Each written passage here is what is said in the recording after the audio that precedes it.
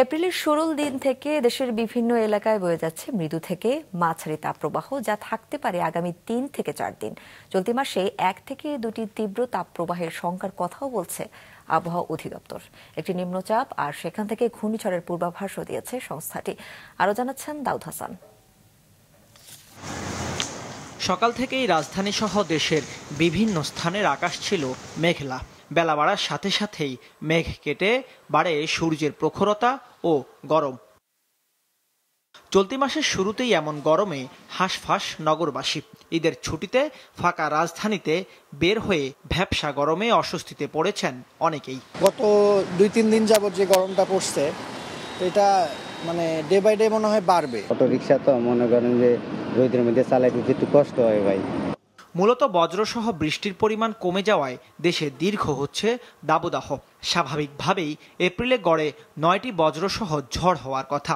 আবহাওয়া অধিদপ্তরের তথ্য অনুযায়ী 1997 সালে 14টি, 2004 সালে 12টি, 2001 সালে 8টি আর 2024-এ এমন ঝড় হয়েছে মাত্র 4টি।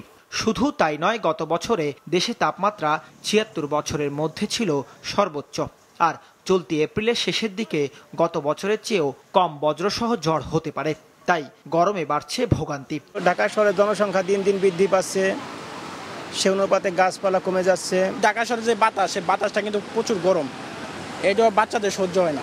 আবহাওয়া অফিস বলছে, আগামী শুক্রবার ময়মনসিংহ, সিলেট এবং রবিবার থেকে ঢাকা, ময়মনসিংহ, বরিশাল, চট্টগ্রাম ও সিলেট বিভাগের কিছু জায়গায় বৃষ্টি হতে পারে। সেক্ষেত্রে কমবে তাপমাত্রা। এই সিজনে যেহেতু নরেস্টার বা কালবৈশাখী সিজন, বৃষ্টি হলে তার সাথে বজ্রসহ বৃষ্টি, লাইটনিং ফ্ল্যাশেস বা গাস্টি উইন্ড অনেক সময় হয়ে থাকে। পুরো এপ্রিল মাস জুড়ে 2 থেকে 4টি মৃদু ও মাঝারি এবং 1 থেকে 2টি তীব্র তাপপ্রবাহ বয়ে যেতে পারে দেশ জুড়ে। পাশাপাশি বঙ্গোপসাগরে 1 থেকে 2টি নিম্নচাপ সৃষ্টি হতে পারে। তবে এগুলো ঘূর্ণিঝড়ে রূপ নেবে কিনা তা এখনও নিশ্চিত নয় আবহাওয়া অফিস।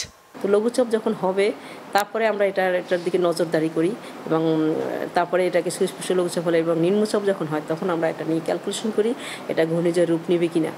প্রচণ্ড গরমে বাইরে বের হওয়ার সময় সতর্কতা অবলম্বন এবং প্রচুর পরিমাণে পানি পান করার পরামর্শ দিয়েছে আবহাওয়া অধিদপ্তর। দাউদ হাসান, মাছরাঙা সংবাদ, ঢাকা।